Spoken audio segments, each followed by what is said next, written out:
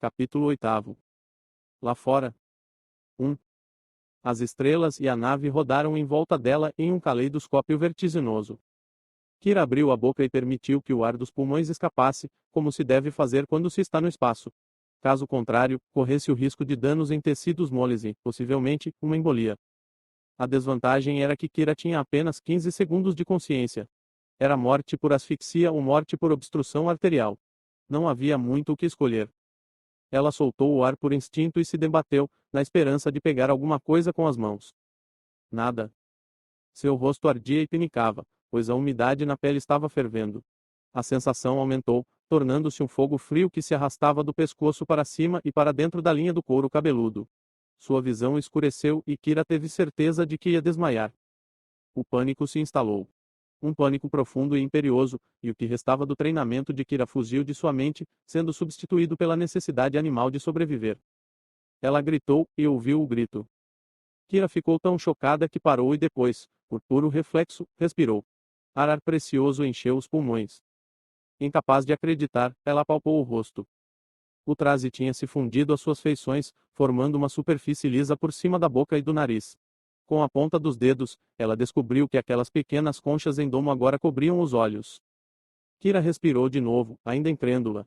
Por quanto tempo o traje a manteria abastecida de ar? 1 minuto. Vários minutos. Mais de 3 minutos e nada importaria, porque nada restaria da Extenuate em circunstâncias além de uma nuvem em rápida expansão de poeira radioativa.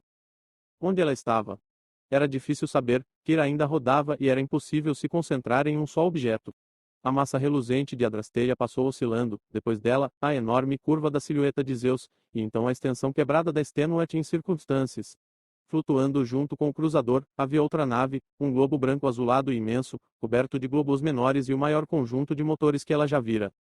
Ela fora arremessada da seção intermediária da Extenuate em circunstâncias, mas a parte frontal da nave inclinava-se para ela, e à frente brilhava uma fileira de radiadores losangulares. 2 das aletas estavam quebradas e tiras de metal prateado saíam das veias dentro delas. As aletas pareciam estar além do alcance, mas Kira tentou mesmo assim, sem querer ceder.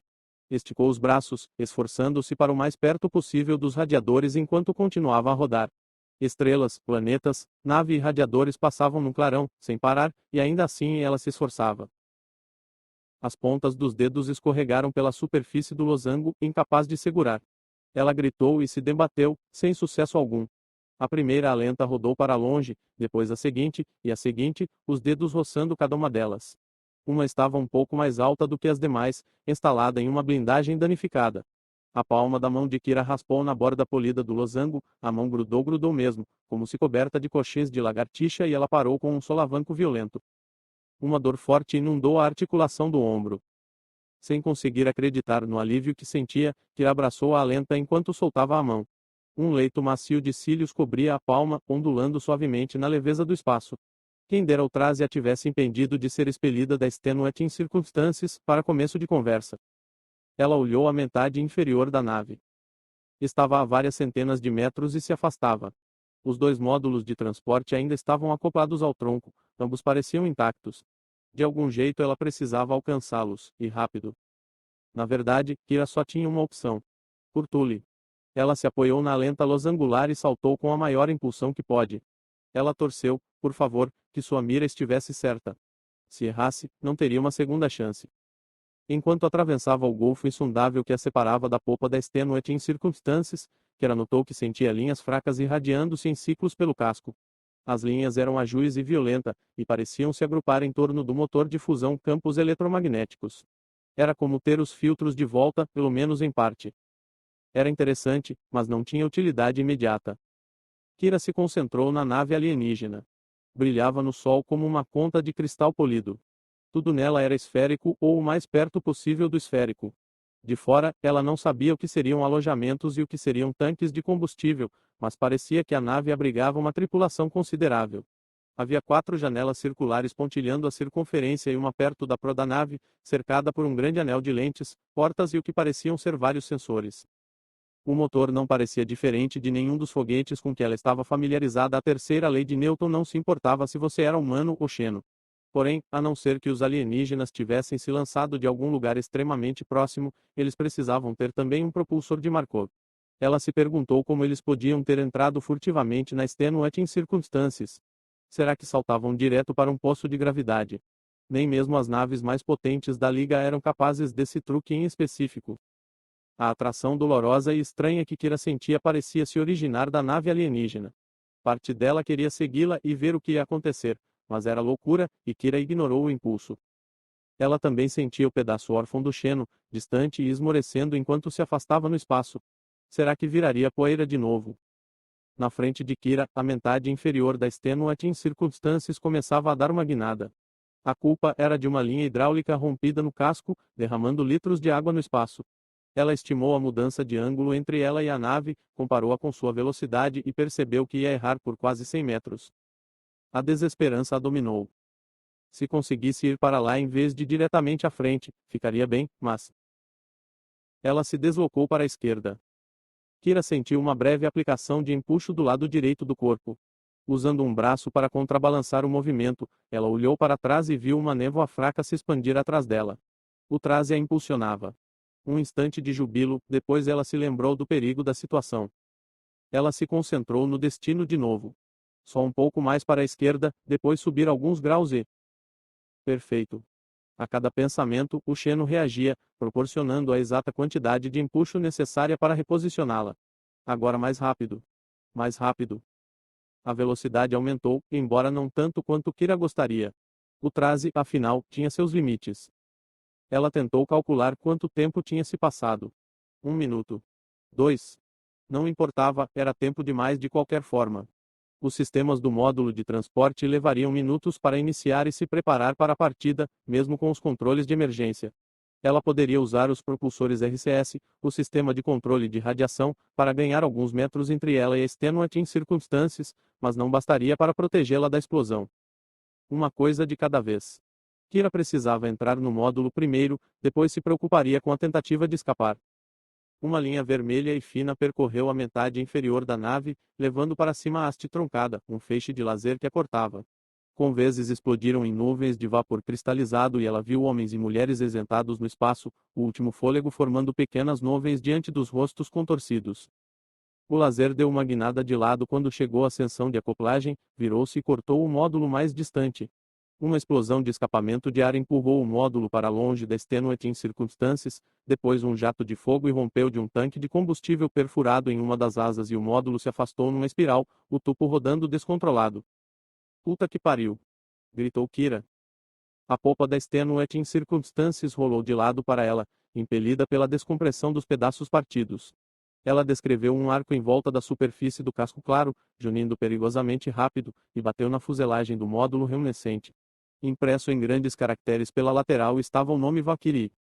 Kira grunhiu e abriu braços e pernas, tentando segurá-lo. As mãos e os pés grudaram-se ao módulo e ela escalou a fuselagem até a câmara de descompressão lateral. Bateu no botão de liberação, a luz no painel de controle ficou verde e a porta começou a se abrir lentamente, deslizando. Anda, anda logo. Assim que a abertura entre a porta e o casco chegou à largura suficiente, ela se espremeu para a câmara e ativou o sistema de pressurização de emergência. O ar fustigou de todo lado e a sirene estridente esvaneceu. Parecia que a máscara do traje não interferia em sua audição. Autodestruição em 43 segundos. Isto não é uma simulação. Porra.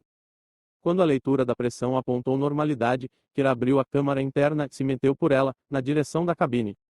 Os controles e mostradores já estavam ativos.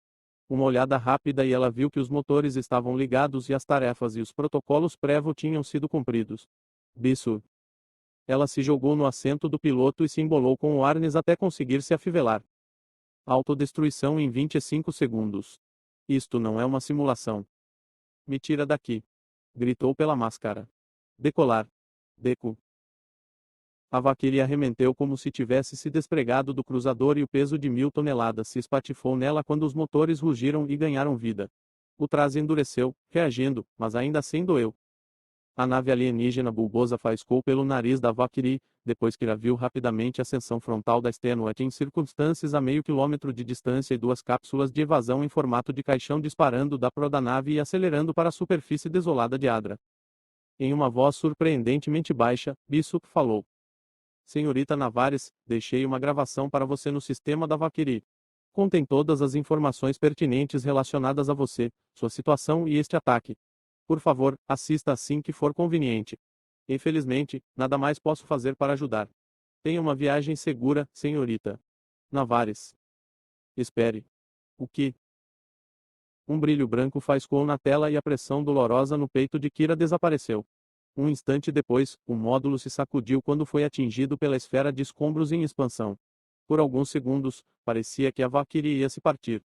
Um painel acima dela cintilou e morreu, e em algum lugar atraçou uma pancada, seguida pelo assovio agudo de ar escapando. Um novo alarme soou e fileiras de luzes vermelhas percorreram o alto. O ronco dos motores foi interrompido, o peso que a pressionava para baixo desapareceu e a agitação no estômago causada pela queda livre retornou. 2. Senhorita Navares, há várias brechas no casco na polpa, disse a pseudo-inteligência do módulo. Sim, obrigada, respondeu Kira em voz baixa, desafivelando o Arnes. Sua voz soava estranha e abafada através da máscara. Ela conseguira. Nem acreditava nisso. Mesmo assim, não estava a salvo, pelo menos ainda não.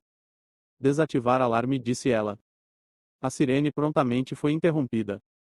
Kira estava feliz pela máscara continuar no lugar enquanto ela seguia os assovios agudos mais para o fundo do módulo. Pelo menos não precisava ter medo de desmaiar, caso a pressão caísse demais. Por outro lado, ela se perguntou, teria de passar o resto da vida com o rosto coberto? Primeiro precisava garantir que sobrevivesse. Os assovios a levaram à traseira do compartimento de passageiros. Ali ela encontrou 7 buracos pela borda do teto. Os buracos eram mínimos, da largura de um grafite de lápis, mas o tamanho era suficiente para drenar a atmosfera do módulo em algumas horas. Computador, qual é o seu nome? Meu nome é Ando. Parecia um geyser, mas não era. Os militares usavam os próprios programas especializados para operar as naves. Onde está o kit de reparos, Ando? A pseudo-inteligência a guiou a um armário. Kira encontrou o kit e o usou para misturar um pouco de resina de fixação rápida e cheiro forte. A máscara não parecia bloquear o olfato. Passou a massa com espátula nos buracos, depois cobriu cada um deles com 6 tiras de camadas intercaladas de fita para FTL. A fita era mais forte do que a maioria dos mentais, seria preciso um maçarico para retirar tantas faixas. Enquanto guardava o kit, Kira falou. Ando, relatório de danos. Há curtos no circuito de iluminação, linhas 223 e linhas 1 ciclos 1 estão comprometidas. Pule o relatório detalhado. A Valkyrie é navegável. Sim, senhorita. Navares. Algum sistema crítico foi atingido? Não, senhorita. Navares. E o propulsor de fusão? O nariz não apontava para a explosão. Não, senhorita. Navares, nosso curso nos colocou enviesados em relação a extenuantes circunstâncias. A explosão nos atingiu de lado. Você programou o curso? Não, senhorita. Navares, o cérebro da nave, Bishop, programou. Só então Kira começou a relaxar. Só então se permitiu pensar que talvez, só talvez, ela realmente fosse sobreviver. A máscara ondulou e se descolou do rosto. Kira gritou. Não conseguiu se controlar, o processo parecia a remoção de um curativo pegajoso e gigantesco. Em segundos, seu rosto estava limpo. Hesitante, Kira passou os dedos na boca e no nariz, pelas bordas dos olhos, tocando e explorando. Para sua surpresa, parecia que ainda conservava as sobrancelhas e os cílios. O que você é? Sussurrou ela, acompanhando com a mão o decote do traje. Para que você foi feito? Nenhuma resposta chegaria. Ela olhou o interior do módulo, os consoles, a fileira de assentos, os armários de depósito e ao lado dela 4 tubos vazios de crio. Tubos que ela não podia usar. Com esta visão, um desespero súbito a dominou. Não importava que ela escapasse. Sem a capacidade de entrar em crio, ela era uma naufraga. Capítulo 9. Escolhas. 1. Kira se impeliu pelas paredes até a frente da Valkyrie e se afivelou ao assento do piloto. Verificou a tela, a extenuantes circunstâncias tinha sumido. Assim como a nave alienígena, destruída pela explosão do cruzador do Sêmio. Ando, alguma outra nave no sistema? Negativo. Era uma boa notícia. Ando, a Valkyrie tem um propulsor de Markov. Afirmativo. Outra boa notícia.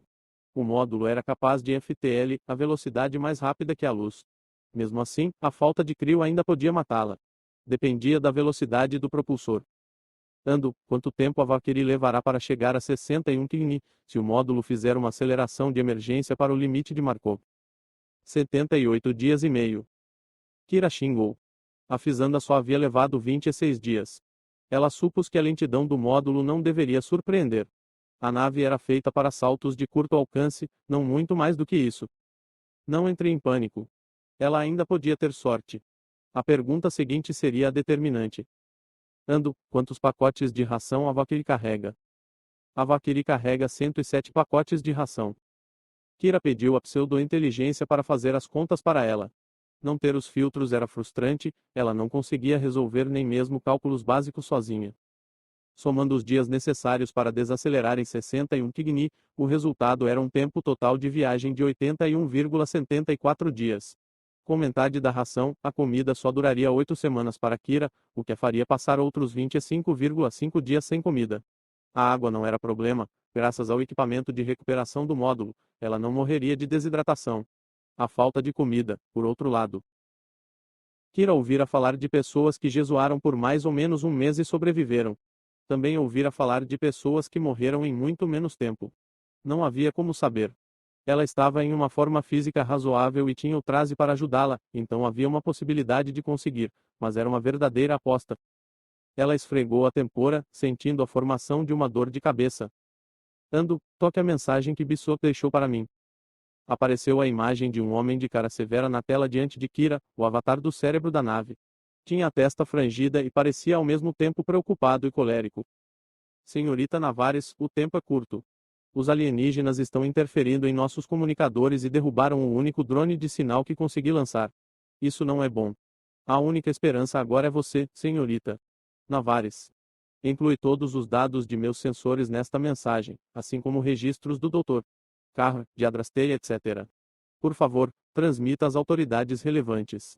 A destruição da Extenuate em circunstâncias deve eliminar a fonte da interferência. Parecia que Bishop se inclinava para a frente, embora o rosto fosse apenas uma simulação, que ainda sentia a força de sua personalidade emanar da tela, uma ferocidade e inteligência dominadoras voltadas a um único propósito. Peço desculpas pela qualidade de seu tratamento, senhorita Navares. A causa era justa e, como provou o ataque, a preocupação foi merecida, mas ainda lamento que a tenha feito sofrer. Apesar disto, agora conto com você. Todos nós contamos. Ele voltou à posição anterior. E, senhorita Navares, se encontrar o general Takeshi, diga a ele. Diga que me lembro do som do verão. Beço desligando. Uma estranha tristeza acometeu Kira. Apesar de toda sua capacidade intelectual, os cérebros de nave não eram mais imunes ao pesar e à nostalgia do que o resto da humanidade simples. Nem deveriam ser. Ela olhou fixamente a trama de fibras na palma da mão. Ando, descreva o primeiro aparecimento da nave alienígena.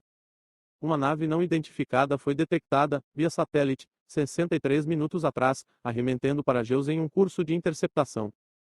Um holo apareceu da tela da cabine, mostrando o gigante gasoso, suas luas e uma linha pontilhada traçando o caminho da nave dos apanhadores que ia de Zeus a Adra.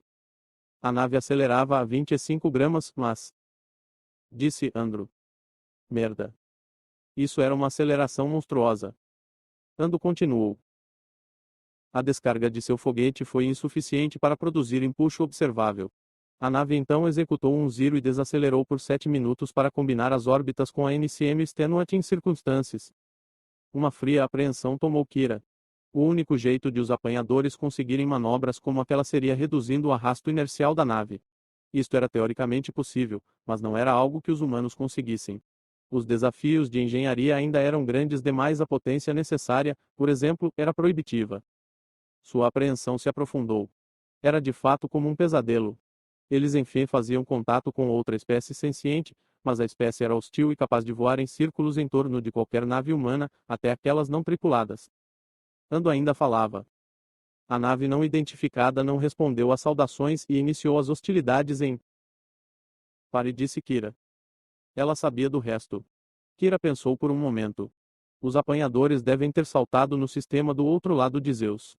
Era o único jeito de não serem imediatamente captados pela Extenuate em circunstâncias. Ou isso, ou os apanhadores se lançaram de dentro do gigante gasoso, o que parecia improvável. De todo modo, eles foram cautelosos, usando gels como cobertura, e como Kira via no holo que Ando reproduzia, esperaram que a Extenuate em circunstâncias orbitasse pela face oculta de Adra antes de acelerarem. Não podia ser coincidência que os apanhadores aparecessem algumas semanas depois de ela ter encontrado o Xeno em Adra. O espaço era grande demais para um acaso desses. Ou os apanhadores estiveram observando a lua, ou foi enviado um sinal das ruínas quando ela caiu ali. Kira passou a mão no rosto, subitamente cansada. Tudo bem. Precisava pressupor que os apanhadores tinham reforços que podiam aparecer a qualquer momento. Não havia tempo a perder. Ando, ainda sofremos interferência. Negativo. Então. Ela se interrompeu. Se mandasse um sinal FTL a 61 km, será que isso levaria os apanhadores ao restante do espaço povoado por humanos? Talvez, mas eles o encontrariam de qualquer modo, se estivessem procurando, supondo-se que já não tivessem cada planeta humano sob observação, e a Liga precisava ser alertada sobre os alienígenas o quanto antes. Então mande um sinal de socorro à estação Viborg, incluindo todas as informações pertinentes relacionadas com o ataque a Extenuate em circunstâncias. Incapaz de obedecer. Como é? Por quê? Explique-se. A antena de FTL está danificada e é incapaz de manter um campo estável. Meus robôs de serviço não podem consertá-la. Kira fechou a cara.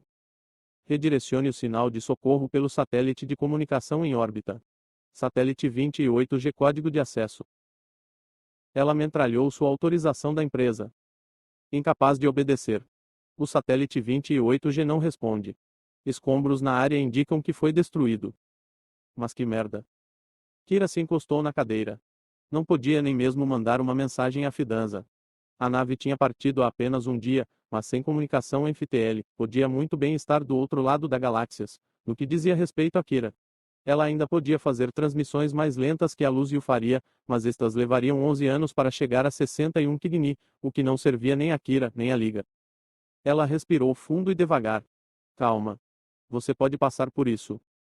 Ando, envie um relatório criptografado e confidencial ao oficial responsável do CMU em 61 km. Use dos melhores meios disponíveis. Inclua todas as informações relevantes pertinentes a mim, a Adrasteia e ao ataque Extenuate em circunstâncias. Uma pausa quase perceptível, depois a pseudo-inteligência disse. Mensagem enviada. Ótimo. Agora, Ando, quero fazer uma transmissão em todos os canais de emergência disponíveis. Um leve estalo. Pronto. Kira se inclinou para a frente, aproximando a boca do microfone do painel. Aqui fala Kira Navares, na MCM Vakiri. Alguém na escuta? Câmbio. Ela esperou alguns segundos, depois repetiu a mensagem. Mais uma vez. O CMU podia não tê-la tratado muito bem, mas ela não sairia sem saber se havia sobreviventes. A imagem das cápsulas de evasão isentadas da Extenuate em circunstâncias ainda ardia em sua mente. Se sobrava alguém vivo, Kira precisava saber. Kira estava a ponto de mandar Ando automatizar a mensagem quando o alto-falante crepitou e respondeu uma voz de homem, parecendo sinistramente perto. Aqui é o Cabo Isca. Qual é sua localização atual, Navares? Câmbio. Surpresa, alívio e preocupação crescente tomaram Kira. Ela não esperava sinceramente ouvir alguém. E agora? Ainda estou em órbita. Câmbio. Ah, onde você está? Câmbio. No planeta, em Adra. Uma nova voz soou, de uma mulher jovem. Soldado Reiner se apresentando. Câmbio. Outras 3 se seguiram, todas de homem. Especialista Orso se apresentando. Cadente e a Rei. Suboficial Samion. A última delas, uma voz dura e tensa que fez Kira enrijecer. Major Tscheter. 6 sobreviventes no total, sendo a major a de mais alta patente. Depois de algumas perguntas, ficou claro que os 6 tinham pousado em Adra, suas cápsulas de evasão espalhadas pelo continente equatorial, onde se localizava o QZ de pesquisa. As cápsulas tentaram pousar o mais perto possível da base, mas, com seus pequenos propulsores, perto acabou significando dezenas de quilômetros para a cápsula mais próxima e, no caso de Tscheter, mais de 700 quilômetros. Muito bem, qual é o plano, senhora? Disse Iska. Tscheter ficou em silêncio por um momento. Navares, você sinalizou para a Liga. Sim, disse Kira. Mas vai demorar mais de uma década para chegar a eles. Ela explicou sobre a antena de FTL e o satélite de comunicações. Bosta praguejou o Orso. Chega de papo furado, disse Iska. Eles podiam ouvir Tscheter respirar fundo, mudar de posição na cápsula de evasão. Merda. Era a primeira vez que Kira a ouvia soltar um palavrão. Isso muda tudo. Disse Kira. Verifiquei a quantidade de comida aqui na Vakiri. Não tem muita coisa. Ela recitou os números que Ando havia lhe dado, depois acrescentou. Quanto tempo até o CM mandar outra nave para investigar? Mais sons de movimento de Tscheter. Ela parecia ter dificuldades para encontrar uma posição confortável. Tão cedo não será. Pelo menos um mês, talvez mais. Kira enterrou o polegar na palma da mão. A situação se agravava ainda mais. Scatter continuou. Não temos o luxo de esperar. Nossa prioridade máxima deve ser alertar a Liga sobre aqueles alienígenas. O Trase os chama de apanhadores, propôs Kira. É mesmo. Disse Scatter, com um tom cortante. Alguma outra informação pertinente que possa compartilhar conosco, senhorita Navares? Só alguns sonhos estranhos. Registrarei por escrito mais tarde. Faça isso. Repito, precisamos alertar a Liga. Isto e o Xeno que está carregando, Navares, são mais importantes que qualquer um de nós. Portanto, estou ordenando a você, segundo a cláusula especial da Lei de Segurança Estelar, para partir na Valkyrie para 61 Kigni agora, sem demora. Não, senhora. Disse Yahen. Escagrunhiu. Silêncio, cadente. A perspectiva de abandonar os sobreviventes não caiu bem em Kira. Olha, se precisar ir para Kini sem trio, eu o farei, mas não vou deixar vocês. Scatter bufou. Muito louvável de sua parte, mas não temos tempo para desperdiçar com você voando por Adrasteia para nos pegar. Levaria meio-dia ou mais, e a essa altura os apanhadores podem cair em nós. É um risco que estou disposta a correr, disse Kira em voz baixa. Era mesmo, ela percebeu com certa surpresa. Ela quase podia ouvir Scatter negar com a cabeça. Bom, eu não estou, Navares. Além disso, o módulo só carrega 4 tubos de crio e todos nós sabemos disso. Desculpe-me, Major, mas simplesmente não posso fugir e abandonar vocês. Mas que merda, Navares. Ando, anular comando, autorização. Disse Scatter, e recitou uma longa senha sem significado. Anulação negada, disse a pseudo-inteligência. Todas as funções de comando na Valkyrie foram designadas a Kira Navares. A voz da Major ficou ainda mais fria, se era possível. Pela autoridade de quem? Cérebro da nave Bissui. Sei. Navares, põe a cabeça no lugar e asa com responsabilidade. Isto é maior do que todos nós. As circunstâncias exigem que. Sempre murmurou Kira. O quê? Kira meneou a cabeça, embora ninguém pudesse ver. Não importa. Vou descer até vocês. Mesmo que. Não. Disseram Scatter e Iska quase ao mesmo tempo. Scatter continuou. Não. Em nenhuma circunstância você vai pousar a Valkyrie, Navares. Não podemos correr o risco de você ser apanhada desprevenida. Além do mais, mesmo que abasteça em sua base antes de decolar de novo, usará boa parte do propelente para voltar a entrar em órbita. Vai precisar de cada lasca de deltado para desacelerar quando chegar a 61 Kigni. Bom, não vou simplesmente esperar aqui e não fazer nada, disse Kira. E não há nada que você possa fazer para me obrigar a partir. Um silêncio desagradável encheu os comunicadores. Deve haver um jeito de salvar pelo menos alguns deles, pensou Kira. Ela imaginou estar sozinha em Adra, morrendo de fome ou tentando se esconder dos apanhadores. Era uma perspectiva horrenda, que ela não desejaria nem para o Dr. Carra. Pensar em Carra a fez parar por um instante. O terror na cara dele, os avisos que ele gritou, os ossos se projetando da pele. Se ela não tivesse atirado na linha de oxigênio, talvez ele conseguisse ter escapado da extenuating circunstâncias. Não. O apanhador teria matado os dois, se não fosse pela explosão. Ainda assim, ela se lamentava. Carra pode ter sido um filho da puta, mas ninguém merecia morrer daquele jeito. Finalmente, ela estalou os dedos. O som foi surpreendentemente alto na cabine. Já sei, disse ela. Sei como tirar vocês do planeta. Como? Perguntou Scatter, cautelosa. O módulo de descida no QZ, disse Kira. Que módulo? Disse Orso, com sua voz grave. A Fidanza o levou quando eles partiram. Impaciente, Kira nem esperou que ele terminasse de falar. Não, aquele não. O outro módulo. Aquele que Negliar pilotava no dia em que encontrei o Xeno. Ia ser destruído devido à possível contaminação. Uma batidinha aguda veio pelos alto-falantes e Kira entendeu que eram as unhas de Tsheter. A mulher falou. O que seria necessário para fazer o módulo voar? Kira pensou. Os tanques devem precisar de abastecimento. Senhora, disse Orso. Estou a apenas 23 quilômetros da base. Posso chegar lá em menos de 50 minutos. A resposta de Schechter foi imediata. Faça isso. Vá agora. Um estalo suave soou quando o urso saiu da linha. Então Iska disse, em uma voz um tanto hesitante.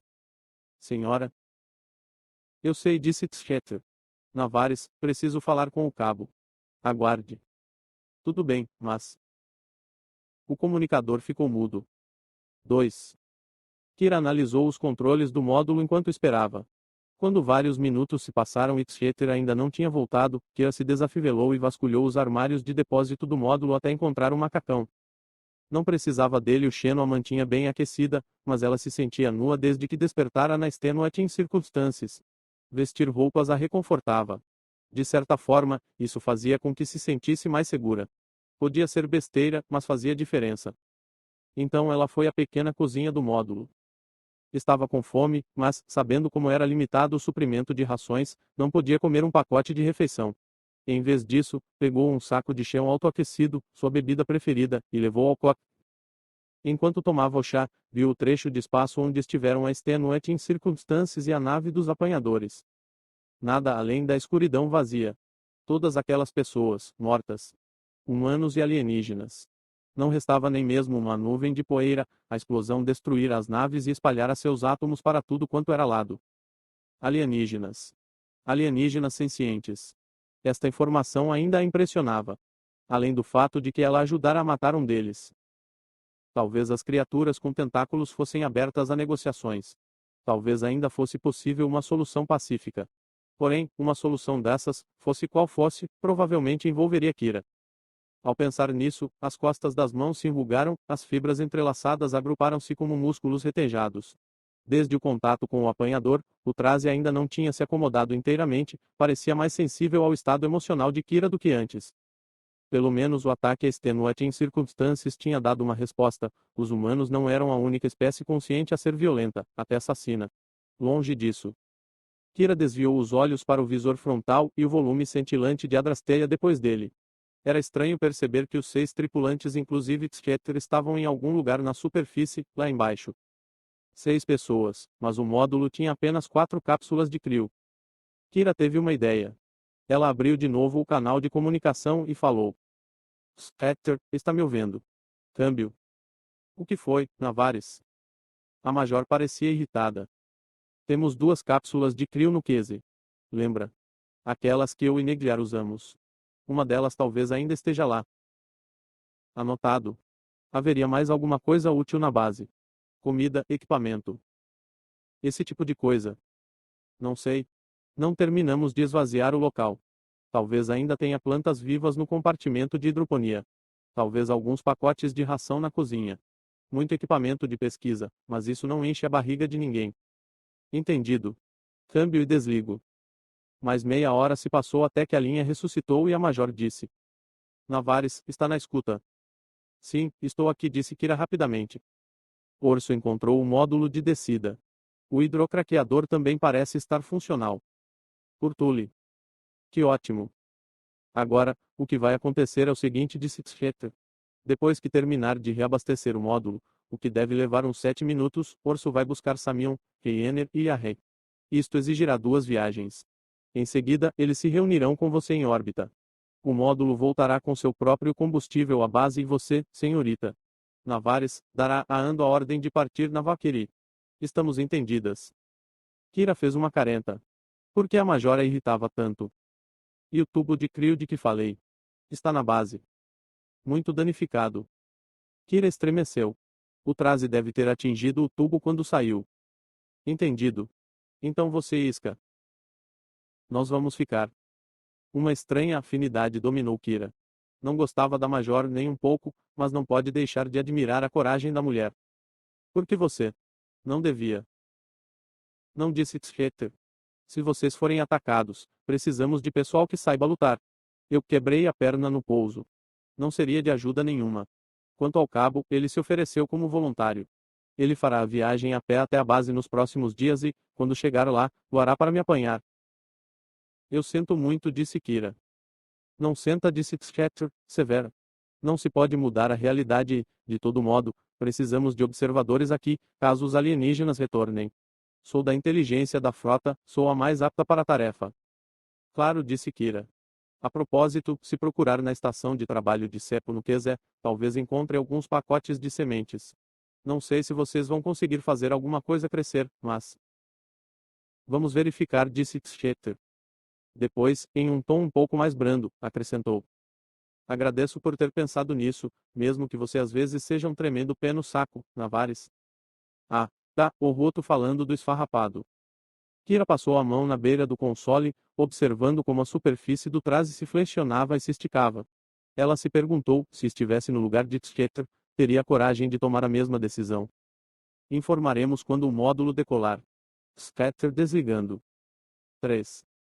Desativar tela, disse Kira. Ela examinou seu reflexo no vidro, um duplo espectral e escuro.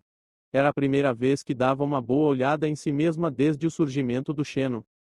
Kira quase não reconheceu a si mesma. No lugar do formato normal e esperado da cabeça, viu o contorno do crânio, exposto, sem cabelos, preto por baixo das camadas de fibras. Os olhos eram fundos e havia rugas nos dois lados da boca que a faziam se lembrar da mãe. Ela se inclinou para mais perto. Onde o traje se fundia com a pele, formava um fractal perfeitamente detalhado, cuja visão tocou-lhe um nervo sensível, como se Kira já o tivesse visto.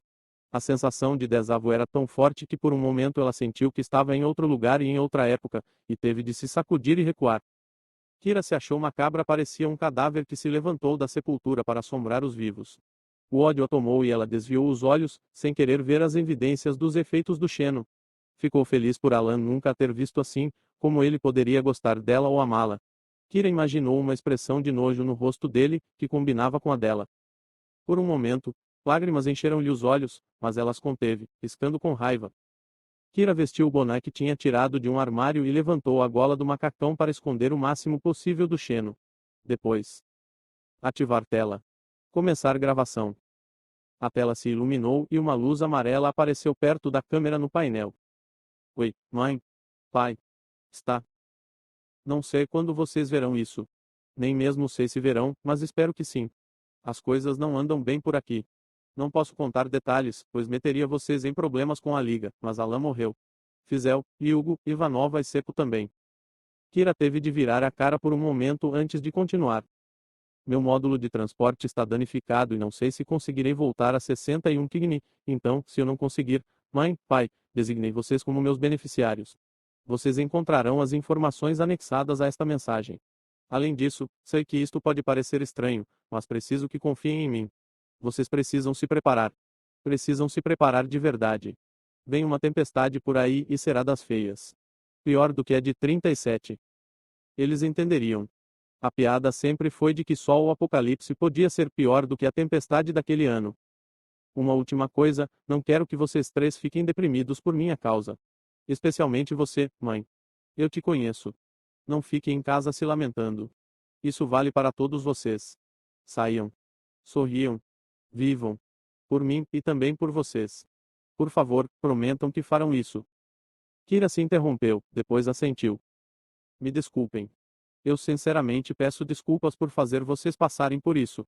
Queria voltar para casa e ver vocês antes desta viagem. Eu amo vocês.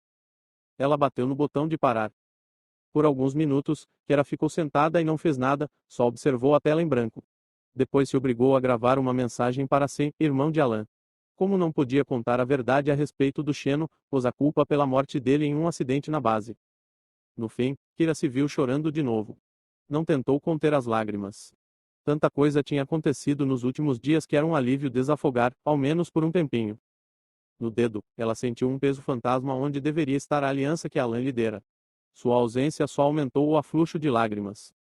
Sua angústia deixou as fibras inquietas por baixo do macacão, protuberâncias arredondadas formaram-se pelos braços e pernas, cruzando a parte superior das costas. Ela rosnou e bateu nas costas da mão, e as bolinhas diminuíram. Depois que recuperou o controle, ela fez gravações semelhantes pelos demais colegas mortos. Não conhecia os familiares, nem mesmo sabia se alguns tinham família, mas Kira ainda sentiu que era necessário. Ela devia isso a eles. Eram seus amigos. E ela os matara. A última gravação não foi mais fácil do que a primeira. Depois disso, Kira mandou Ando enviar as mensagens e fechou os olhos, esgotada, exausta. Podia sentir a presença do traje em sua mente, uma pressão sutil que aparecera durante sua fuga da extenuante circunstâncias, mas não sentiu nenhum sinal de pensamento ou intenção. Ainda assim, Kira não tinha dúvida, o Xeno era consciente e atento. Uma explosão de estática nos alto-falantes. Kira levou um susto e percebeu que devia ter cochilado. Uma voz falava: Orso. Está na escuta. Câmbio. Repito, está na escuta, Navares. Câmbio. Estou ouvindo, disse Kira. Câmbio. Acabamos de reabastecer o módulo de descida. Vamos decolar dessa pedra abandonada assim que nossos tanques estiverem cheios. Encontro com a Valkyrie em 14 minutos. Estarei preparada, disse ela. Entendido. Câmbio e desligo. O tempo passava rapidamente. Kira viu pelas câmeras traseiras do módulo um ponto brilhante surgir da superfície de Adrasteia e descrever um arco para a Valkyrie. Ao se aproximar, o formato conhecido do módulo de descida entrou no campo de visão. Eu os estou vendo, ela informou. Nenhum sinal de problemas. Que bom, disse Tscheter. O módulo aproximou-se ao longo da Valkyrie e as duas naves dispararam seus propulsores RCS enquanto se encaixavam delicadamente, por meio das câmaras de descompressão. Um leve estremecimento passou pela estrutura da Valkyrie. Manobra de acoplagem concluída com sucesso, disse Ando. Ele soava animado demais para o gosto de Kira. As câmaras de descompressão se abriram com um silvo de ar. Um homem de nariz aquilino e corte de cabelo à escovinha meteu a cabeça pela abertura. Permissão para subir a bordo, Navares? Permissão concedida, disse Kira. Era uma mera formalidade, mas ela agradeceu por isso. Ela estendeu a mão enquanto o homem flutuava para ela. Depois de alguma hesitação, ele assegurou. Especialista Orso, presumo. Presumiu corretamente. Atrás de Orso veio a soldado Reiner, uma baixinha de olhos arregalados que dava a impressão de ter se alistado no CMU assim que saiu da escola, o suboficial Samion, um poste ruivo em forma de homem, e o cadente Yarrek, um homem atarracado com um grande curativo no braço direito. Bem-vindos a Valkyrie, disse Kira. Todos a olharam meio de soslaio, depois Orso falou. É bom estar aqui. Yarrek grunhiu e disse. A gente te deve uma, Navares. É, disse Reiner. Obrigada. Antes de mandar o módulo de volta a Adra, Orso foi a uma fileira de armários embutidos no casco no fundo da Valkyrie. Kira nem os havia notado. Orso entrou com um código e os armários se abriram, revelando vários suportes de armas, blasters e de fogo. Agora se disse Samion. Orso pegou 4 armas, assim como uma coleção de baterias, pentes de balas e granadas, e eles carregaram tudo para o módulo de descida. Para Major, e o cabo, explicou ele. Kira concordou com a cabeça, compreendendo. Depois que as armas estavam seguramente guardadas e todos tinham voltado a Valkyrie, o módulo se desconectou e caiu para a lua abaixo. Estou imaginando que você não encontrou nenhuma comida extra na base, disse Kira a Orso. Ele negou com a cabeça. Infelizmente, não. Nossas cápsulas de evasão carregam algumas rações, mas as deixamos para Major e o cabo. Eles vão precisar mais do que nós. Quer dizer, mais do que eu. Ele a olhou, cauteloso. Acho que sim. Kira meneou a cabeça. Não importa. De todo modo, ele tinha razão. Tudo bem, vamos nessa, disse ela. Em seus lugares, pessoal, gritou o Orso. Enquanto os outros 3 tratavam de se afivelar, Orso se juntou a ela na frente e se sentou no banco do copiloto. Kira falou. Ando, estabeleça o curso para o porto mais próximo de 61 Kigni. A maior aceleração possível. Uma imagem de seu destino apareceu na tela do console. Um ponto rotulado piscou, a estação de reabastecimento da Hidrotec na órbita do gigante gasoso Teukovsky. A mesma estação em que parou a Fidanza a caminho de seu sistema atual, Sigma Draconis. Kira parou por um momento, depois falou. Iniciar. Os motores do módulo rugiram e um sólido empuxo de 2 gramas os empurrou para trás, no início com leveza, depois com uma pressão que aumentava rapidamente. Lá vamos nós, disse Kira em voz baixa. 4. Ando manteve a aceleração de 2 gramas por 3 horas, e a essa altura a pseudo-inteligência desacelerou o empuxo para 1,5 grama, mais administrável, que permitiu a todos se movimentarem pela cabine sem grande desconforto. Os 4 do CMU passaram a hora seguinte andando por cada parte do módulo. Verificaram os reparos feitos porque era nada mal para uma civil, admitiu, de má vontade, Samion, contaram e recontaram os pacotes de ração, catalogaram cada arma, bateria e cartucho, fizeram diagnósticos nos skin suites e nos tubos de crio, e averiguaram de modo geral se a nave funcionava bem. Se algo der errado enquanto estivermos congelados, disse Orso, você provavelmente não terá tempo de nos despertar. Então ele e os outros se despiram, ficando de roupas íntimas, e Jarrek, Samion e Reiner foram para seus tubos de crio e deram início à rodada de injeções que induziria a hibernação. Eles não podiam mais ficar acordados, ou precisariam comer, e tinham de poupar a comida para Kira. Reiner riu de nervoso e acenou de leve para eles. Vejo vocês em 61 Tigni, disse ela enquanto a tampa do tubo de crio baixava e se fechava. Kira retribuiu o aceno, mas achou que a soldado não viu. Orso esperou até que os outros caíssem na inconsciência, depois foi aos armários, pegou um fuzil e o levou a Kira. Tome. Contraria as regras, mas você pode precisar disto, e se precisar. Bom, é melhor do que ter que se defender com socos. Ele olhou para Kira com uma expressão um tanto sarcástica. Todos estaremos indefesos perto de você mesmo, então, que se dane, continuou ele. Posso muito bem te dar uma chance. Obrigada, disse ela, pegando o fuzil, mais pesado do que parecia. Acho. Sem problema, disse ele, e piscou para ela. Verifique com Ando, ele pode lhe mostrar como operar. Tem outra coisa, ordens de Tsheter. O que é? Perguntou Kira, de repente na defensiva. Orso apontou o braço direito dele. A pele ali era um pouco mais clara do que no antebraço e uma linha nítida separava os dois. Está vendo isso? Estou. Ele apontou uma diferença parecida de tom no meio de sua coxa esquerda. E isso? Sim. Fui atingido por estilhaços alguns anos atrás. Perdi os 2 membros e tive de regenerar. Ai. Orso deu de ombros. HM. Não doeu tanto quanto se espera. A questão é que, depois que você ficar sem comida, se achar que não vai conseguir, abra minha cápsula de crio e comece a cortar. O quê? Não. Eu não poderia fazer isso. O cabo a olhou. Não é diferente de qualquer carne cultivada em laboratório. Como estarei em crio, ficarei muito bem. Kira fez uma careta. Você espera realmente que eu vire uma canibal?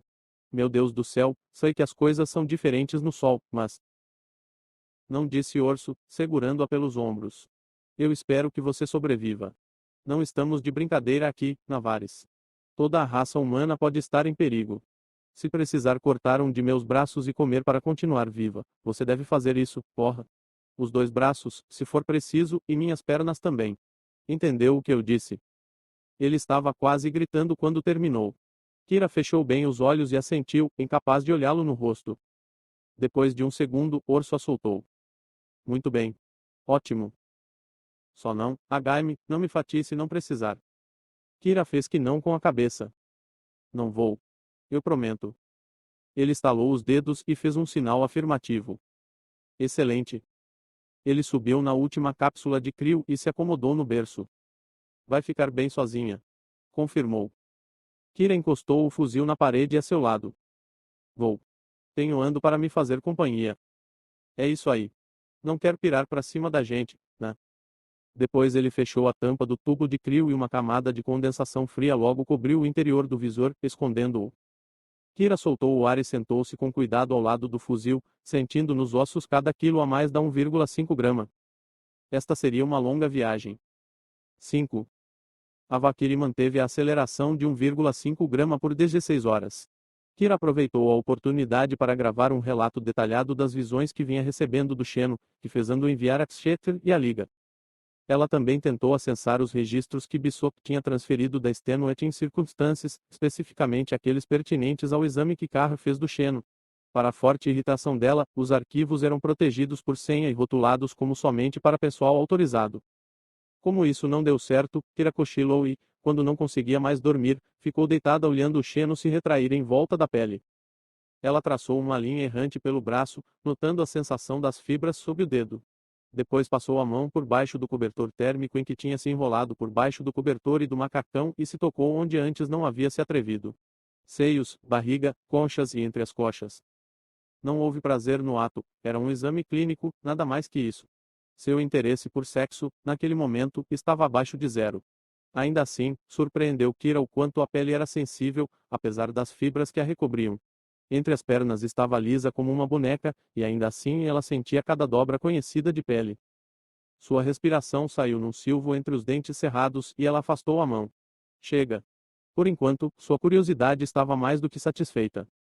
Em vez disso, ela fez experiências com o Xeno. Primeiro tentou convencer o Trazi a formar uma fileira de cravos pela face interna do braço. Tentou e fracassou.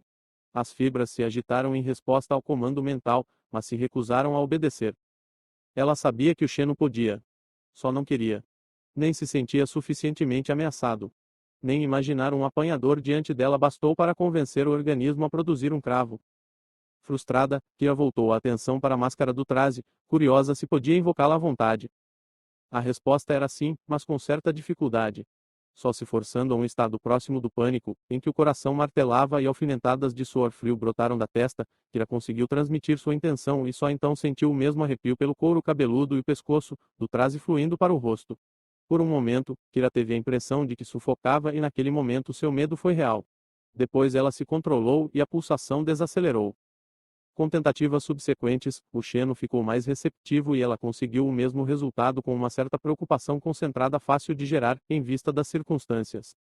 Com a máscara no lugar, Kira ficou um tempo deitada, encarando os campos eletromagnéticos à sua volta, os anéis nebulosos e gigantescos que emanavam do propulsor de fusão da Valkyrie e do gerador que o alimentava. Os anéis menores e mais brilhantes que se agrupavam no interior do módulo e ligavam um segmento de painéis a outro com fios finos de energia.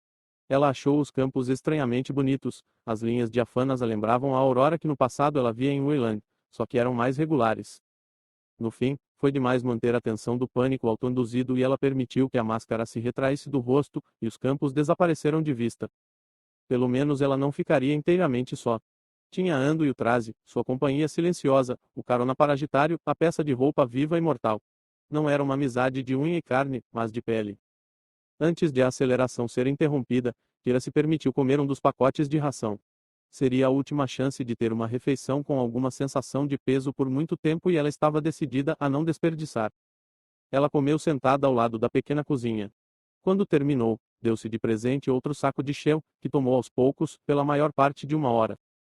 Os únicos sons no módulo eram de sua respiração e o ronco surdo dos foguetes, e mesmo isso logo desapareceria.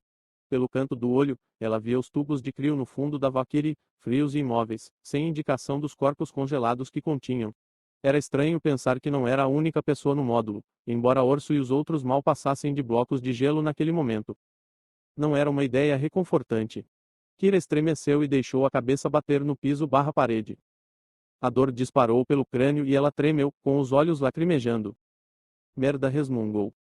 Ela ainda se mexia rápido demais nas forças G e se machucava por isso. Suas articulações doíam, braços e pernas latejavam de uma dúzia de calombos e hematomas. O Xeno a protegia do pior, mas parecia ignorar desconfortos pequenos e crônicos. Kira não sabia como as pessoas de Ximenos-Jar ou de outros planetas de gravidade elevada suportavam. Elas eram manipuladas geneticamente para sobreviver e até prosperar dentro de um poço fundo de gravidade, mas ainda assim Kira tinha dificuldade de imaginar como realmente conseguiam ficar confortáveis. Alerta, disse Ando. Gravidade zero em 5 minutos. Kira descartou o saco da bebida e pegou a meia dúzia de cobertores térmicos nos armários do módulo, levando-os para a cabine. Ali, envolveu a cadeira do piloto com os cobertores, criando um casulo dourado para si. Ao lado da cadeira, prendeu o fuzil, pacotes de ração para uma semana, lenços umedecidos e outros produtos essenciais que pensava poder precisar.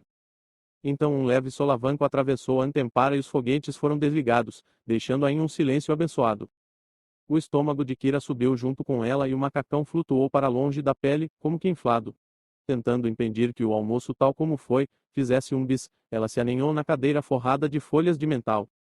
Desativando sistemas não essenciais, disse Ando, e em todo o compartimento da tripulação as luzes se apagaram, exceto por leves faixas vermelhas acima dos painéis de controle. Ando, disse ela, reduz a pressão da cabine ao equivalente a 2.400 metros abaixo do nível do mar, padrão terrestre. Senhorita Navares, neste nível. Estou ciente dos efeitos, Ando. Estou contando com eles. Agora faça o que mandei. Atrás dela, Kira ouviu o zumbido dos ventiladores aumentar e sentiu uma leve brisa enquanto o ar começava a fluir para os respiradouros do teto. Ela ligou os comunicadores. Scatter. A aceleração já terminou. Estaremos em transição para FTL em 3 horas. Câmbio. O tempo era necessário para permitir que o reator a fusão esfriasse ao máximo e para que os radiadores da Valkyrie resfriassem o restante do módulo a temperaturas próximas do congelamento. Mesmo então, era provável que o módulo ficasse superaquecido 2 ou 3 vezes enquanto estivesse em FTL, dependendo do quanto ela fosse ativa. Quando isso acontecesse, a Valkyrie teria de voltar ao espaço normal por tempo suficiente para se livrar dessa energia térmica em excesso antes de continuar. Caso contrário, ela e tudo na Valkyrie cozinhariam em seu próprio calor. O hiato de velocidade da luz entre a Valkyrie e Adra implicava que mais de 3 minutos se passariam até a chegada da resposta de Tscheter. Entendido, Navares. Algum problema com o módulo? Câmbio. Negativo. Luzes verdes pelo painel. E você? A Major, Kira sabia, ainda esperava pelo resgate de Iska na cápsula de evasão. Situação normal. Consegui por uma tala na perna. Deve permitir que eu caminhe. Câmbio. Kira sentiu uma onda de dor solidária. Devia doer pra cacete. Quanto tempo até Iska chegar à base? Câmbio. No fim da tarde de amanhã, se não houver problemas. Câmbio. Que bom. Então Kira disse. Scatter, o que aconteceu com o corpo de Alan? Era uma pergunta que a vinha incomodando no último dia. Seus restos mortais foram transportados para Extenuate Circumstances, junto com os outros falecidos. Câmbio. Kira fechou os olhos por um momento. Pelo menos Alan tivera uma pira funerária digna de um rei, uma nave em chamas para enviá-lo à eternidade. Entendido. Câmbio. Elas continuaram a trocar mensagens intermitentemente nas horas seguintes a Major sugerindo coisas que Kira podia fazer para facilitar a viagem, Kira dando conselhos sobre a sobrevivência em Adra. Até a Major, Kira pensou, sentia o peso das circunstâncias. Finalmente, Kira falou. Scatter, me diga, o que Carr realmente descobriu sobre o Xeno. E não me venha com papo furado de confidencial. Câmbio. Um suspiro soou do outro lado da linha. O Xeno é composto de um material semi-orgânico diferente de qualquer coisa que já tenhamos visto. Nossa teoria é que o traje seja na verdade uma coleção de nanomontadoras altamente sofisticadas, embora não tenhamos conseguido isolar nenhuma unidade. Algumas amostras que coletamos mostraram-se de estudo quase impossível. Resistiam ativamente ao exame. Coloque algumas moléculas em um chip lab e elas quebram o laboratório, abrem caminho pela máquina ou provocam um curto-circuito. Pode ter uma ideia. Mais alguma coisa? Perguntou Kira. Não. Fizemos muito pouco progresso. Carr ficou particularmente obcecado por tentar identificar a fonte de energia do Xeno. Não parece retirar o sustento de você. Na verdade é bem o contrário, o que significa que ele precisa ter outro jeito de gerar energia. Então Ando falou. Transição em FTL em 5 minutos. Scatter, estamos prestes a atingir o limite de Markov. Parece que chegou a hora. Boa sorte para você, Iska. Torço para que consigam. Depois de uma breve pausa, Kira disse. Ando, me dê as câmeras de popa. A tela diante dela ganhou vida, mostrando a visão atrás do módulo. Zeus e suas luas, inclusive a Drastelha, eram um aglomerado de pontos luminosos à direita, sozinhos no escuro. O rosto de Alan apareceu em sua mente e a garganta de Kira se apertou. Adeus, sussurrou ela. Ela mexeu a câmera até que a estrela do sistema aparecesse na tela. Olhou-a fixamente, sabendo que era provável que nunca voltasse a vê-la. Sigma Draconis, a 18ª estrela da constelação de Draco. Quando Kira a vira pela primeira vez nos relatórios da companhia, gostara do nome, parecia prometer aventura e diversão, talvez algum perigo. Agora parecia mais nefasta que qualquer coisa, como se fosse o dragão que devoraria toda a humanidade. Me dê as câmeras da ponta. A tela mudou para uma visão das estrelas à frente do módulo. Sem os filtros, ela levou 1 minuto para encontrar seu destino, um pontinho laranja avermelhado perto do meio da tela. Dessa distância, as duas estrelas do sistema se fundiam em um só ponto, mas ela sabia que ia para a estrela mais próxima. Ocorreu então a Kira, com uma força visceral, o quanto 61 significava longe. Anolos ficavam muito além da imaginação, e mesmo com todo o benefício da tecnologia moderna era uma distância imensa e apavorante, e o módulo não passava de um grão de poeira disparando pelo vazio. Entendido, Navares. Tenha uma viagem segura. Scatter desligando. Um leve gemido soou na traseira do módulo quando o propulsor de Markov começou a ligar. Kira olhou para lá. Embora não visse o propulsor, podia imaginá-lo, um grande globo preto, imenso e pesado, apoiado do outro lado do escudo de sombra, um sapo maligno agachado nos espaços entre as paredes. Como sempre, a ideia da máquina lhe dava calafrios. Talvez fosse a morte radiativa que continha em seus preciosos gramas de antimatéria e o fato de que podiam destruí-la em um instante se os frascos magnéticos falhassem. Talvez fosse o que a máquina fazia, o entrelaçamento de matéria e energia para permitir a entrada no espaço superlumínico. Fosse o que fosse, o propulsor a inquietava e a fez se perguntar que coisas estranhas podiam acontecer com as pessoas enquanto dormiam em FTL. Desta vez, ela iria descobrir.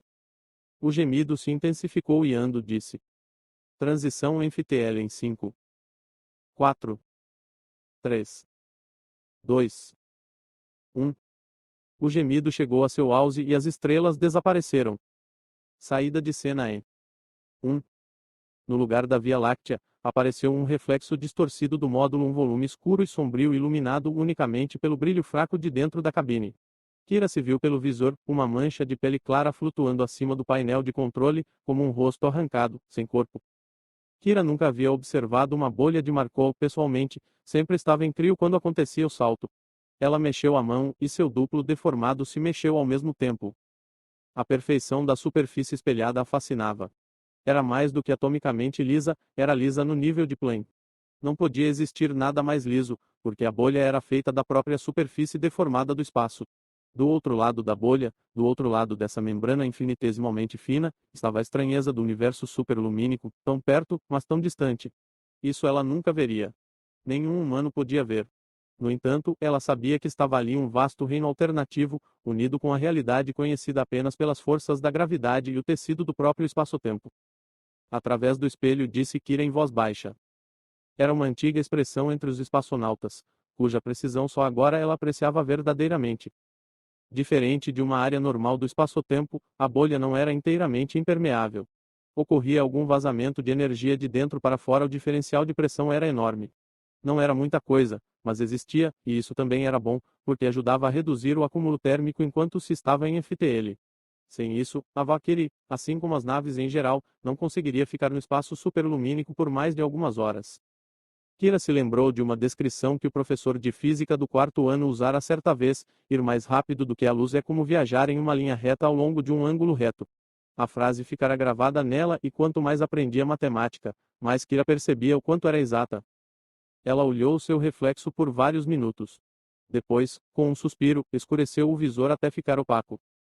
Ando, toque as obras completas de J. São. Vá-se em sequência, começando pelos concertos de Brandemburgo. Volume nível 3. Ao soarem os acordes de abertura, suaves e precisos, Kira sentiu que começava a relaxar. A estrutura de Bach sempre teve apelo a ela, a beleza fria, limpa e matemática de um tema encaixando-se no outro, crescendo, explorando, transformando. Quando cada peça se resolvia, a resolução era tão imensamente satisfatória.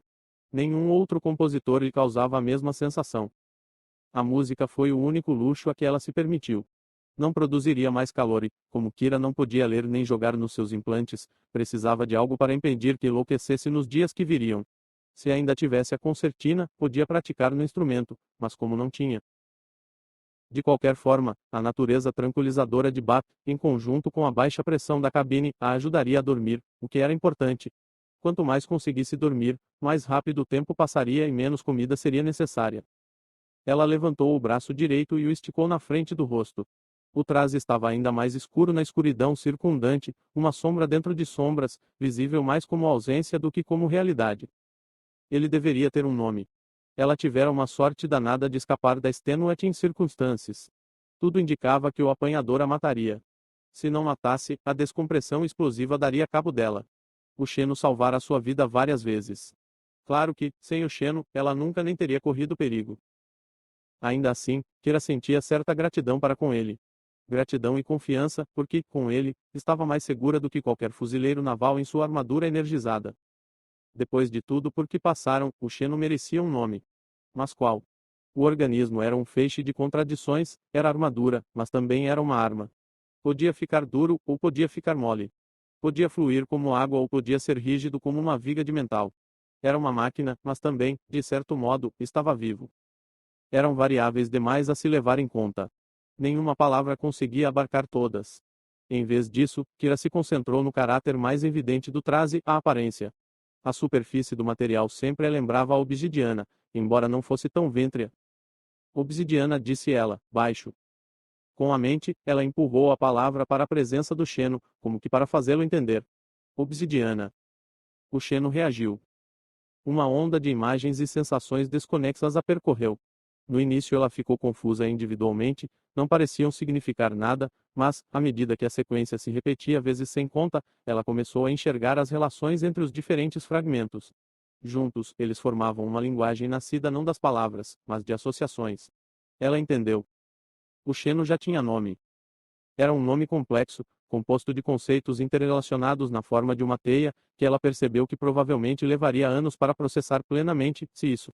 Porém, à medida que os conceitos se infiltravam em sua mente, ela não pode deixar de lhes atribuir palavras. Afinal, Kira era apenas humana, a linguagem fazia parte dela tanto quanto a consciência. As palavras não conseguiam capturar as sutilezas do nome porque a própria Kira não as compreendia, mas capturavam os aspectos mais amplos e mais evidentes. A lâmina macia. Um leve sorriso tocou seus lábios. Kira gostou. A lâmina macia pronunciou em voz alta, deixando que as palavras se demorassem na língua. Do Xeno, ela sentiu, se não satisfação, aceitação. Saber que o organismo tinha nome e não era um nome que ela dera, mudou a visão que Kira tinha dele. Em vez de pensar no Xeno apenas como um intruso e um parásita potencialmente letal, agora ela o via mais como um companheiro. Foi uma mudança profunda, que ela não havia pretendido, nem previsto. Com atraso, ela entendeu, nomes mudavam e definiam tudo, inclusive relacionamentos. A situação a lembrou de dar nome a um bicho de estimação, depois que se fazia isso, acabou-se, você precisava ficar com o animal, tivesse planejado ou não. A lâmina macia. E por que você foi feito? Perguntou ela, mas não veio resposta nenhuma. Qualquer que fosse o caso, de uma coisa Kira sabia, quem escolhera o nome se os criadores do Xeno ou o próprio Xeno tinham senso de elegância e poesia e valorizava a contradição inerente nos conceitos que ela resumiu como lâmina macia. Era um universo estranho. Quanto mais Kira aprendia, mais estranho ele ficava. Ela duvidava de que um dia encontrasse as respostas para todas as perguntas que tinha. A lâmina macia. Kira fechou os olhos, sentindo-se estranhamente reconfortada. Com os acordes leves de Bach tocando ao fundo, ela se permitiu vagar para o sono, sabendo que pelo menos por enquanto estava em segurança. 2. O céu era um campo de diamantes e seu corpo tinha membros e sentidos desconhecidos. Ela deslizou pelo anoitecer silencioso e não estava só, outros moviam-se com ela. Outros que ela conhecia. Outros que se importavam com ela. Eles chegaram a um portão preto, seus companheiros pararam e ela lamentou, porque não voltariam a se encontrar. Sozinha, ela continuou a cruzar o portão e, ao passar por ele, chegou a um lugar secreto. Ela fazia seus movimentos e as luzes antigas brilharam nela com bênçãos e, ao mesmo tempo, promessas. Depois Carne se separou de Carne, ela foi para seu berço e se enroscou ali para esperar com uma expectativa preparada. Mas a convocação esperada não vinha. Uma por uma, as luzes bruxulearam e se apagaram, deixando o antigo relicário frio, escuro e morto. A poeira se acumulou. Pedras se deslocaram. No alto, os padrões das estrelas lentamente mudavam, assumindo formas desconhecidas. Uma fratura, então. Queda. Uma queda suave dentro dos recessos preto-azulados do mar cheio. Passando por luz e balanço, por sopros de calor e frio, caiu suavemente e nadou suavemente. Das dobras da escuridão em Torvelinho surgiu uma forma imensa, ali no limiar plangente, um monte de rocha esburacada e enraizado no alto dessa rocha. Enraizado no alto dessa rocha. Kira acordou, confusa.